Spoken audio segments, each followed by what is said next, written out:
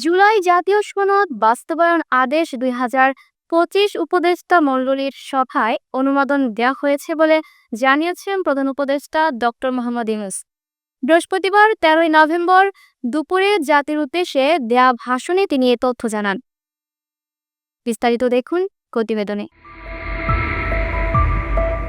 বৃহস্পতিবার 13 নভেম্বর দুপুরে জাতির উদ্দেশ্যে দেয়া ভাষণে তিনি বলেন, জুলাই সনদকে মূল দলিল হিসেবে ধরে নিয়ে অন্তর্বর্তী সরকার আজ উপদেষ্টা মণ্ডলীর সভায় জুলাই জাতীয় সনদ সংবিধান সংস্কার বাস্তবায়ন আদেশ 2025 অনুমোদন করেছে।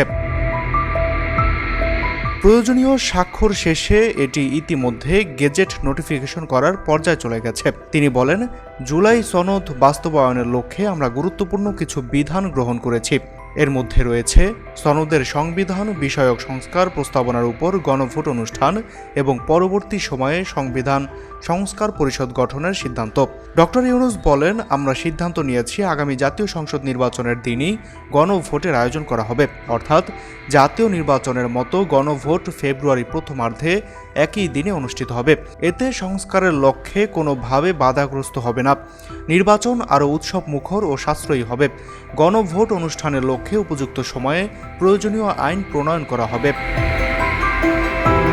মাহাদি Hasan BN, up to date news, Dhaka. সুপ্রিয় দর্শক, এই ছিল আপ টু ডেট নিউজের সর্বশেষ আপডেট।